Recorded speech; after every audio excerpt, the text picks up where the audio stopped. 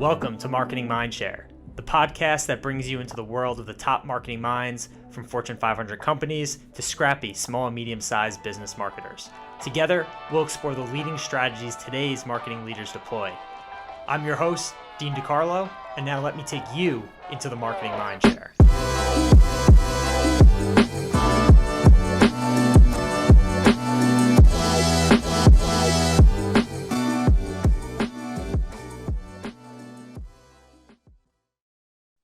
All right, I'd like to welcome Julian Clarke, Senior Product Marketing Manager at Lattice. Thank you for coming on the show. We've known each other for quite a long time. We're kind of on opposite coasts, but we've followed each other's careers. So I'm really excited to have you on. Obviously, Lattice is one of the hottest SaaS companies that is in San Francisco area. So to have somebody with your experience on the show, this is going to be a great talking point today. Appreciate it, Dean. I'm excited too. And yeah, I could never forget the moment we met when you handed me your business card and were like, Dean DeCarlo, nice to meet you.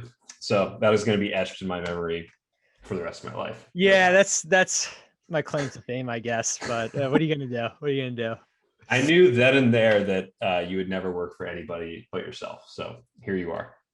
Exactly. No, I appreciate that. But listen, tell me a little bit about your role though, as a senior product marketing manager. I also know that you're a team lead too. So kind of what that means and what that means in particular at a SaaS company, because SaaS companies are, one, it's a competitive market in almost any vertical you're in. And two, it's super fast paced. I mean, it's really not like the traditional corporate world.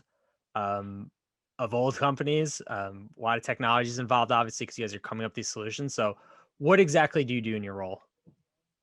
Yeah, happy to talk more about that. And speed is definitely something that we try to focus on. Our space is really competitive, and that's something that product marketing focuses on as well. But in general, the way I think about product marketing at Lattice and at B2B software companies in general is that it's this essential layer in every go-to-market and product organization that really helps enrich all of the channels and all the methods you use for reaching customers in highly authentic, super compelling ways that make them take some kind of action. At a really high level, this usually happens in two different ways. The first is more upstream product marketing, thinking about where there might be strategic opportunities for the business, whether that's targeting new verticals or potentially new geographies, new use cases, working with product teams to inform directional product investments. And then there's downstream product marketing, which is all about executing against those things that you just talked about. So that's launching products, running campaigns, creating collateral and assets that drive conversion, enabling sales team. And then there's a lot of foundational stuff like market research, competitive intelligence, buyer persona, crafting and understanding, TAM analysis, product and ecosystem knowledge that really is what lets you flex in both of those directions and collaborate with those teams. That's a ton of stuff. So let me ask you, when it comes to upstream and then downstream marketing, you're doing a lot of the strategic work. Now, are you yourself doing the execution on these individual channels, or like, how's your team, like, what's the outlay of your team? So product marketing at Lattice sits on the marketing team, though in other SaaS companies, I've seen product marketing sit in product. It really depends on the kind of relationship that you're trying to optimize for and the goals that you want to achieve. I think Lattice is in a place where we have an extremely strong go-to-market and marketing engine, and it's super collaborative. And like I said, I'm super lucky to work with a world-class team of marketers who are excellent in all of their domains, like field marketing, content, events, demand gen, you name it. And we're able to both like collaborate with them to make sure that we're enriching all of the deliverables that they're creating. But there is also an element that does fall in product marketing, especially when it comes to things like sales enablement, crafting sales assets and collateral, producing potentially like product specific content like videos, web pages, blog posts, articles, thought leadership, that sort of thing. So there is part of it that does fall on the product marketer, and then there's a great deal of it that is super collaborative as well. And can't say more about. I mean, I could say so much about the kind of team that I work with and how much they're able to do for us and help us succeed. It sounds pretty incredible. So, but you really are pushing this from A to B, right? Getting it to that finish line and making sure that everyone's working to get that, whatever that ultimate goal is. Like, you're setting that goal and you're making sure the team members are getting there. When it comes to something like a product launch, for sure, the PMM is the quarterback of that, and they're trying to make sure that all the pieces are in place to hit those goals. Okay. And when did you join the company? I joined Lattice in April 2019, so just over 2 years ago. Okay. And how big was the company then? I think I was the 45th employee. We were in an office, if you're familiar with San Francisco, on Battery Street, this big brick building. And we still had room in the office at that point, but like very quickly after I joined, desks were like on top of each other, and we had to turn conference rooms into more desk space, and people were competing for availability in these phone booth style call pods. It was amazing. And we grew super fast from there, moved down the street to a much bigger office. Here we are today, 2 years, and I think 3 fundraising rounds later, and we're like 230 employees and aiming to be considerably larger by the end of the year. So it's definitely been a wild ride so far. A lot of growth. So I'd imagine that growth is even in the marketing department too. Yeah, the marketing team has grown a huge amount. And what's funny is that the product marketing team, for the most part, over that time has stayed the same size. I joined right around the same time as my teammate, shout out Derek Embry, if you're listening. He, for a long time, focused on customer marketing and post-sale sort of product marketing work. Lately, we've reorganized the team to be more focused on product areas, since Lattice is very much moving from being a one product focused company to a multi-product platform. And so that means that we need to go a lot deeper into those product areas, understand those buyers way more concretely, and develop more strategic plans for executing those launches and sort of things like that. That's interesting. So the difference between being a 45-person company and the 235 is the detail that you're handling. So going from marketing, which was everything, which was the one product, to now having individual teams to certain products that are within the suite. Right. And we are growing the product marketing team now. We're going to invest in that more and make sure that those folks can go way deeper on those types of buyers. I think it's less about the size of the company, although there is something that's important to note there, which is that in many ways, one of the most important channels that you have for reaching your audiences and your customers is through your salespeople, and especially in B2B SaaS, when they're interacting with the folks who are buying your products, whether they're salespeople or customers. And so as those teams have grown, that's meant that we have a lot more people to support, a lot more people to train and enable on our products and the directions we're heading and why we're building the things that we are. So that's been one. And then the product team and the product itself has grown, which is another dynamic to think about. Both are reasons why we're investing more into product marketing and growing the team. That's interesting. So what's the relationship like with sales? Are you guys very close? I mean, when I think of like product marketing teams and I think of sales team, I think of corporate bros on LinkedIn. And those guys are constantly, I mean, making fun of us as marketers, but to be honest, I understand where corporate bros coming from to some degree. Like, I think there are a lot of situations where sales and marketing teams don't get along, where sales is looking at marketing and saying like, these leads you're feeding me are garbage, and marketing is looking at sales like, why aren't you following up on these great people that I'm sending you? Yeah.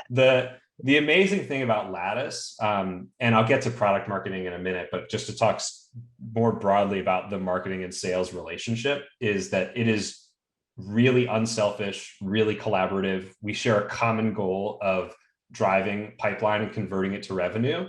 And we work with each other every day to achieve that goal. And we both know that like it doesn't even come down to the distinction of like inbound versus outbound, right? We both know that like marketing and sales influence each of those things.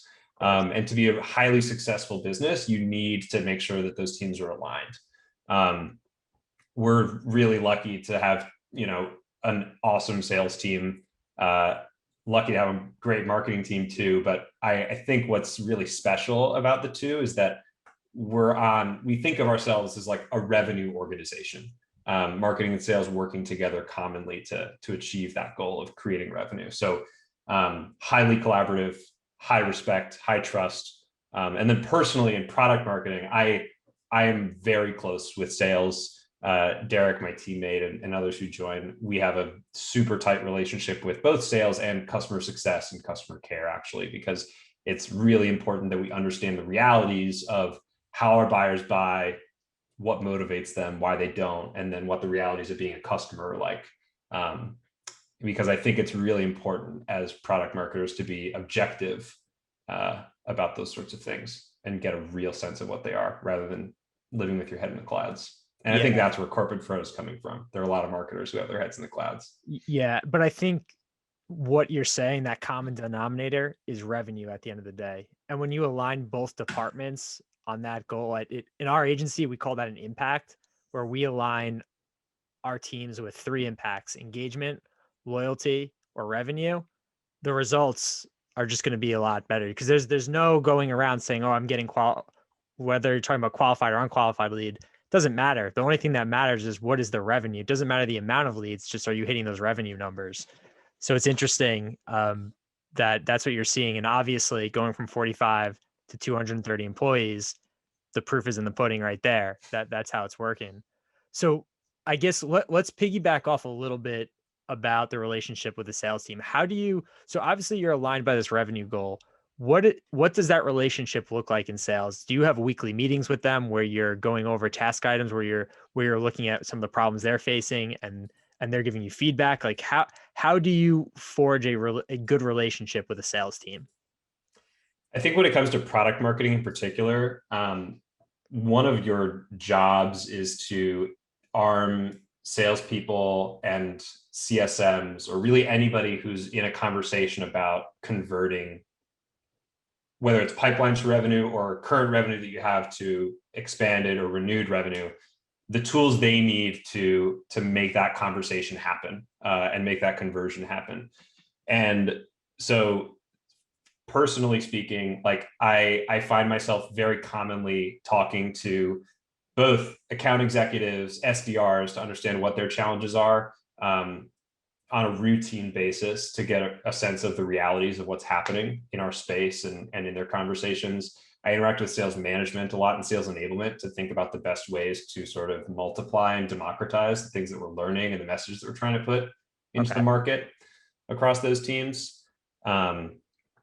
And then generally speaking, marketing and sales get together on a regular basis to talk about like, and going back to the thing you were talking about, the goal of revenue, like it is important to look specifically at those funnels and identify where the dysfunctions are, but to not be territorial about them. So if the goal is revenue, but the problem is we're having a really hard time converting MQLs to SQLs, right? We have to dig into what's happening there. It's possible that like the firmographic scoring on those MQLs is bad, and that means that we're feeding sales leads that they can't really act on.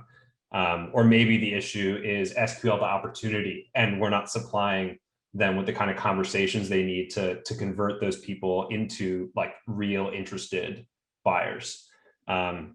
So I think it's important for us to stay aligned on how we can influence each of those things and how sales and marketing can collaborate to solve them, rather than say, hey, marketing, you're responsible for getting like contact to MQL, and then sales are responsible for getting SQL to win, right? I think we both influence each other on every stage of the funnel. And so making sure that we work together to solve those problems is really important. Yeah, I mean, it's just about as accountability rather than just, name blaming, right? Because that's not going to solve anything. So and it's about collective accountability. Like we're both being objective here. We're being clear-eyed about what we're trying to achieve, and we're being solutions oriented. We're never trying to throw somebody under the bus. Right. And I'm sure you have all the data to back up some of those talking points too, whether it's something that's going on within the marketing channels themselves or the conversion rates that are happening between the leads that you're getting. Sure. Yeah. Can you go over, just for some of our users, some of the audience is going to know what MQL is and SQL is. Some of them aren't. Do you want to just run through that Sure. for An the noobs out MQL there? is a marketing qualified lead. At Lattice, we use a scoring model that's based on how much a lead has engaged with us, whether it's by content or maybe they've even raised their hand and said, "Hey, I want a demo of your product." And then an SQL is a sales qualified lead. So ultimately, when somebody becomes an MQL, marketing hands them off to sales and says, "Hey, follow up with this person." And then an SQL is when sales says, "Yes, there's like an actual there. This is something worth following up on. This would be a good fit." And then that turns into an opportunity. And then hopefully later down the road, a win. You get that sale. Perfect. Yeah. I Yeah. think a few people are going to appreciate that, quick definition. Um, okay. So what are some of the projects that you've been more passionate about lately at Lattice? Lately, I've been really focused, myself and my teammate, focused on working with our product team to build our roadmap for the rest of the year and start planning for our major product launches that are gearing up for sort of the second half of this year. Has that changed dramatically since COVID, or has that not impacted your business? I would imagine that, from my point of view, it probably helped your business, just because you're performance based in terms of people management. Yeah, so I think two ways to answer your question. One is like we had to change our sort of a lot of our channels for how we reach customers. Events were like a great way for us to engage with prospects and customers and sort of move them throughout the funnel to get them more interested in Lattice, to build that brand affinity, to expose our product and our point of view to them. And we had to entirely rethink like what we were doing with events, right? Right, because they're in person. Totally. And so we did it, a credit to Aaron Flannery, our head of events, but did an unbelievable job pivoting from a huge series of real world events and conferences to an entirely remote schedule of virtual engagements. And she and her team got really creative on how we were going to execute those and how we would engage prospects and customers to keep them being interested. Like, unbelievable job. And so Wow. that's one big thing that changed. The second, I think, whether it helped or hurt our business, I think like most companies, like last March when things fell off a cliff, there was a lot of like ambiguity and fear, and things just sort of paused. Everyone was like, "I'm not really sure what's happening, and I'm going to wait to make any move on this." Yeah. But very quickly after that initial sort of getting over that obstacle, we had a lot of growth and a lot of it pick up very quickly, because what happened, like you mentioned a second ago, is that nobody ever intended to work remotely. And suddenly overnight, like the way that everybody managed their teams and managed their people vanished. Like you couldn't walk into the office anymore and just like tap your coworker on the shoulder and ask them like, "Hey, how you doing? How you feeling? Like, how's it going?" Everyone's in their own house. Everybody's like stuck within their own four walls. They're not interacting with people. And so that meant that like having an idea of how your people were doing, both on a like one-on-one manager to employee relationship, and also broadly speaking, like company to employee relationship, was so much more important than it used to be. You had to be really intentional about it. And to benefit us, you needed technology to make it happen. And so yeah, very quickly, after that initial obstacle, getting over that hurdle of fear that was surrounding COVID last March, the business picked up and people really latched on to this idea of investing more in people management and thinking about the employee experience, especially remotely. That's interesting. How do you feel like is your team, and we'll go back to the original question after this, but how do you feel like your marketing team is performing with remote?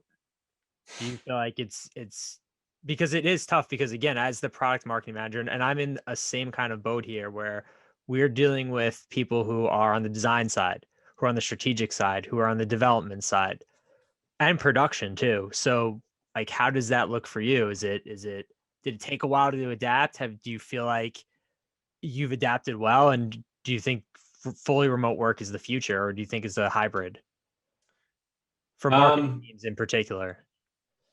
so I think specifically for marketing teams, and this is probably true for most teams, it's really hard to recreate the kind of spontaneity and collaboration that you can with co-located in-office work. And so I think that's been the hardest part for us, is figuring out ways to continue to be creative and do things differently and do things in a really interesting, differentiated way. You can't replace like a good old whiteboarding session with somebody. You don't have the opportunity to just like bump into someone in the hallway and have a 5-minute conversation that like unlocks some new idea that you hadn't thought about before. Recreating those, I think, has been the hardest part. But all things considered, I mean, I think our marketing team knocked it out of the park in 2020. We adapted, we pivoted super well. I think product marketing in particular, one thing we had to do, and I think one thing PMMs have to do everywhere, not just during a pandemic, but in any normal time, is be open to the idea that the thing your customer cares about, or the thing your prospect cares about the most, and the reason why they buy, can and will change. And so during a period of uncertainty and possible economic downturn, people are a lot less interested in massive gains that they can make, and they're more interested in how can I get by with what I'm doing right now? How can I make sure that this is going to like help, for Lattice in particular, make sure my employees don't burn out, or make sure that my employees don't feel like they're being ignored, or like they have the tools they need to succeed, right? Or that they're being coached effectively, or they feel like they can continue progressing in their careers and have the environment they need to perform well. And before, in normal times, our messaging was a lot more focused on things like, this is going to help you boost productivity, it's going to help you boost retention, like these really tangible business outcomes related to performance and company success. And suddenly what our buyers wanted changed, and we had to be able to adapt to that. And I think we did a good job figuring that out quickly. Like I mentioned earlier, speed is like a superpower. And if you can do something fast, if you can respond very quickly, that's an essential thing for teams to do in competitive markets. And so at the onset of COVID last year, I remember super collaborative effort across the marketing and product team to come up with a remote work solution for people management. And within days, we spun up a landing page, spun up an entire marketing campaign, and that contributed a great deal to our ability to start planting these new messages and getting Lattice sort of associated with this idea of helping people navigate a remote work environment when they had never intended to do it in the first place. And that's pretty incredible. I mean, the speed, like that's so key, because I think people, their jaws will drop depending on the company that they're working for. You did this in days, not weeks, not months. You did this literally in days. Landing page, activation. I'm not sure if you did any ad units or anything like that, but still, you got this thing up and going and promoting. Well, we had to. Like, if we waited any longer, it would have been irrelevant, or it would have it looked like we were just following what others in our space were doing. And sure enough, like everybody else in our space eventually did the same thing. And they did it pretty quickly too. So that's just like the reality of working in a competitive market. And SaaS in general is competitive. Like, it's so much easier to start a software company than it was a decade or two ago. And that's just led to the preponderance of like all these businesses, but especially people management. I think what's interesting about HR tech is that it's where I think marketing tech was probably like a decade and a half ago. It's still kind of like the Wild West. People are still figuring it out. And it's the amount of businesses in this space is just growing so fast. And so our buyers, our audiences are getting inundated with messages from tons of different companies, and makes it really important that we stand out both with our product, our point of view about the world, our sort of big broader story around how we see the world of work today.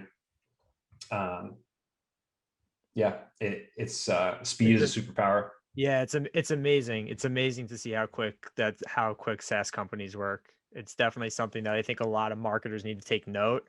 They have to not get caught up in the execution, and they have to pay attention to the world around them in real time, see what's trending on Twitter, and actually act on it. Like, I mean, to add on to that, I think so many people, and this isn't just marketers, but people get caught up in the work around work. They love building project plans and doing project management. And there is a huge amount of value in making sure you do that to execute.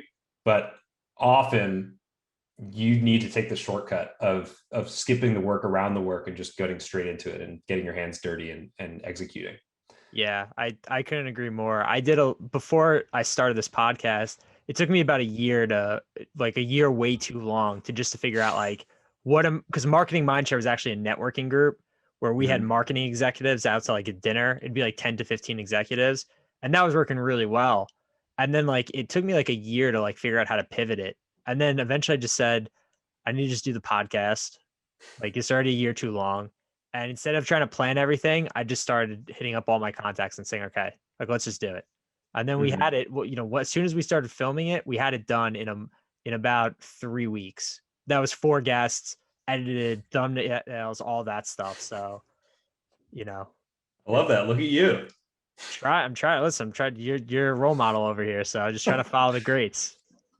No, I'm looking over here at Dean DeCarlo, like you're the fastest guy. I guess you're not in the West, but the East. In the East, that's right. That's what they call me.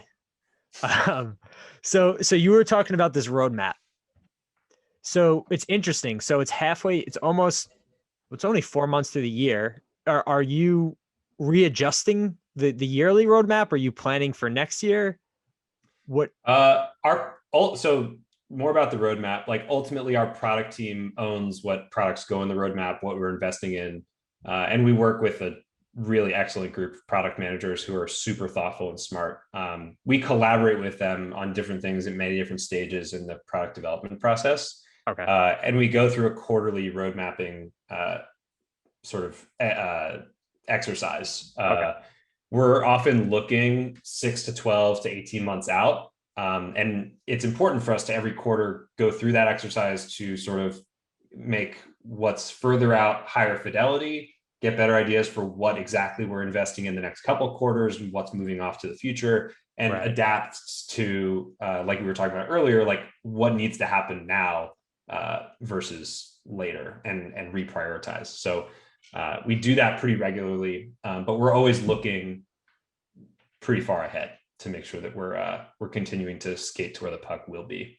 How long does that road mapping process take quarterly? So that's what you're doing right now, right? Yeah, so we just released the product roadmap to our teams here, so they have a good sense of what we can share with our prospects and customers about what we're building. The timing, how long does it take? All things considered, it probably takes about 6 weeks from beginning to end. It starts with the product team, and then the PMMs are included in this as well, doing listening tours around both our sales and customer orgs to hear what is coming up most commonly in those spaces. And this is also when a lot of that upstream sort of collaboration goes. So this is when PMMs are doing market research and we're thinking about where our competition is heading, what our customers want, what the market's looking for, what they're talking about, because we continuously want to be skating to where the puck will be. And so during that process, we're doing a lot of listening, we're doing a lot of research to form more sort of serious ideas about what we want to be building. When we've got a clear idea of what it is that we're going to invest in, we start thinking about the story for each of these products, both individually and in the context of what our platform already is. How does this fit into the bigger sort of narrative that we have about the world? What broad themes we're addressing across the platform, how we can tell our prospects and customers about this in a really compelling way. Ultimately, then we build an asset, usually a deck, high polish, high design work to help facilitate these conversations and communicate our vision. So yeah, 6 weeks beginning to end, from product having an idea of what they think they want to build, getting a better sense from customers, from prospects, from our market research, and then solidifying the roadmap, and then we build a sort of shareable asset. Do you build the shareable asset within the 6 weeks too? Yeah. It's quick. That's really quick. Speed. That's all it is, man. Yeah, it's incredible. And then the road mapping exercise is one thing, but where the really fun stuff happens is ultimately then once you have the roadmap, you get into execution mode and you think about how you present amplify this story with product launches, enablement for your sales and CX teams, demand campaigns, what events you're going to run, how you can incorporate products into those events, how you can get product messages and new ideas into your content. That's where the really fun stuff happens. And that's where all the really collaborative work across the company goes. And I imagine there's a fair amount of data behind each storytelling aspect, whether it's the different segments you're going after, the different messages. Yeah, that's exactly right. And you want to appeal to different audiences in different ways, but in general, when I think about like the broader story you're telling, and actually this is I think an essential part of product marketing. You need to have something to say, and this narrative needs to be about the way you and your business sees the world, and it has to completely center around your customers. And what that means is ideally you're not talking about your product or yourself, but you're latching onto something that's already happening with or without you, that creates winners and losers, creates stakes. And finding out what the stakes are for each type of audience is a hugely important part of telling the right story to the right person at the right time. Is the stakes the potential pitfalls or the problems that they have right now? Right. I mean, ultimately, like the choice should be whether your audience adapts to your new way of doing things and your point of view on the world. It would determine whether they thrive or whether they die. Right. Right. And I think it's so, this is where like the really hard work of product marketing happens, and understanding your buyers and understanding what really motivates them and what they're looking to solve for. Andy Raskin is a product marketing role model of mine. He talks about this all the time.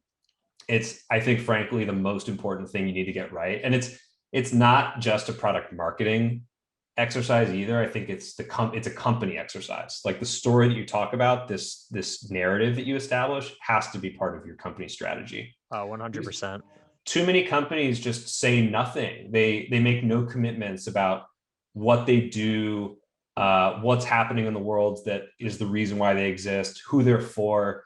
And this dramatically impacts their ability to win and maintain relevance. So yeah, I mean, I think the narrative is the most important thing. You have to be purpose driven to some degree, right? Whether it's the problem that you're solving, the causes that you're backing up, the brand needs to have a story to be compelling. There's just too many companies competing in every single sector to just to be really plain Jane now. Yeah. And the only thing I'd add to that is that your story can't be about yourself or your product. It has to be about your customers and their world. Right. Nobody's interested in the exact product that you're selling. They want to know that there's a company that they can relate to, that understands their problems, and they want to say to themselves, like, they understand me. They understand what's going on in my world. And if I buy into this movement, if I buy into their way of thinking, it's going to help both me personally and my company and my function succeed. That's the kind of story that wins dramatically. There are a bunch of companies that do this really well today. Drift is a good example of one. Oh yeah. They've done this a couple times. They started with conversational marketing. They've evolved to revenue acceleration, which I think is a really compelling story to tell. Gong is another one. Zuora is like sort of the original story around this, who they tapped into something that was like really happening that every company in the world needed to adapt around, the subscription economy, they call it. And that's helped make them like a, industry defining organization. Yeah. And they've all been led by like world-class marketers. Like Drift the VP of marketing there used to be like Dave Gebhardt, I think, who's at Privy now. He's got a great podcast. If anyone's really interested in B2B product marketing, he's got a lot of great things to say. And marketing has a huge role in this, but ultimately I think like the CEO needs to like be involved in this too. They need to buy into it. They need to get it. They need to be evangelizing it. And all three of those companies, Drift, Gong, Zuora, like Dave Cancel is out there talking about their story, their point of view all the time. Gong, their CEO is talking about why the new way of revenue intelligence is with reality and not opinions, using data, using AI to understand the real reasons why people buy and don't. Zuora, their CEO is on TV every other day talking about it and talking about the world that's happening. They're real personalities. Like you go on social media and these guys have thousands, if not hundreds of thousands of followers. So it's really interesting how the really successful companies, they've almost weaponized the CEO to not only be the guy who's running operations, but the guy who's spearheading marketing in terms of being that face. I like that. And it's not just guys either. There are lots of ladies doing it and killing it out there. Yeah, absolutely. Yeah. Yeah. Barstool, that's one of them. I mean, Barstool's incredible. Erica Nandini, right? I mean, she's got a great podcast too called Token CEO. And to see what they've done with that company, even though they got bought by Penn National, it's incredible. There's no major Another company like it. another one that recently IPO'd, but Bumble and their Yeah. CEO's whole story around like the idea that women make the first move with that product is like, it's not only like the way the product works, but like it is about putting women in the decision maker seat, giving Yeah. them the power to control that conversation. And I think that's a really powerful narrative too, and a big reason why they've achieved huge amounts of success. So It's yeah. pretty incredible. But yeah, they're all personalities where it's like you go on LinkedIn, you're gonna follow all of them. They write like these long posts and they're thousands of followers, thousands of likes. It's crazy. No doubt. Um, so tell obviously you're collecting a lot of data to make sure that you're pivoting these campaigns like within the roadmap. What are some of your favorite tools that you're using as a marketer right now to collect data to help you just execute every single day? And it could just be honestly whatever is your favorite right now. My favorite tool right now is Gong. And I know we already talked about them being good at narrative, but that product is like, and I know it's primarily targeted at salespeople, but like that product is an extraordinary asset for marketers. What makes Um, it a strong like what makes it a strong tool that has to be in that toolbox? I think for especially at B2B companies, marketers often are there are gatekeepers to customer relationships that aren't in marketing. It's either the account executive, or maybe it's the CSM or the account manager. And there's always sensitivity to things going on, and it's very hard to get access to those customers to do research, to like really get into the nitty gritty and understand why they buy, what they're talking about, what they care about. And you just with Gong can skip straight through the step of like getting permission to talk to these people by listening to real sales conversations that are happening. You're not getting a filtered version of it through an account exec or a CSM. You're not getting you're not having to spend all the time to dig in and try to like set up a call with this person. You're getting the actual sort of language and conversation they're using around what happens during the discovery phase, what happens when they become a customer, and like what kind of questions do they ask, what are the things they care about, who's on those calls and who interacts and who makes the decision. It gives you so much like objectivity about how people buy. And for product marketers, that is just like ammunition that helps you write better copy, better messaging, enrich campaigns in a better way, help make product bets. It's like Wow, I think it's the best tool in our tool set right now. that's incredible. I'm gonna have to check that out. We're not too much in the B2B space, so like everything that you're saying today, it's like super enlightening in terms of like just how you're thinking, the whole outlook, the roadmap is really interesting as well. We have our own roadmap here, but it's a little different. And to see how you implement it, I think marketers can definitely learn a lot. So listen, I appreciate you coming on the podcast today. I'm not sure, is there anything else that you want to cover or? You asked all the important questions, man. Awesome. Yeah, yeah. I feel like everyone's got a lot to run with here. And hopefully we got a few SaaS members in the audience and they can kind of take what you're preaching and run with it, especially for those guys that have startups because marketing is a big part of it and they got to be open to it as the CEO and they have to really find someone really smart like yourself to really run that show. So I appreciate you I being on the show. It can be the CEO. I mean, just nail the story, scale it, amplify it as much as you can, and do it in a way demonstrates that you understand who you're talking to, you understand their world, you know what they care about, and you're helping them accomplish something that they never would have otherwise been able to do without you. So Love that's it. what I'll leave it with. Love it. So if people want to get in contact with you, maybe give you a job offer of a lifetime or just pick your brain, maybe run their company. I don't know. Where are they going to reach out to you, Julian? LinkedIn and Twitter, I guess, if you want. Cool. Cool. So I'll put your LinkedIn and Twitter in the bio and people can check it out. Right on. Thanks, Dean. Thank you, Julian.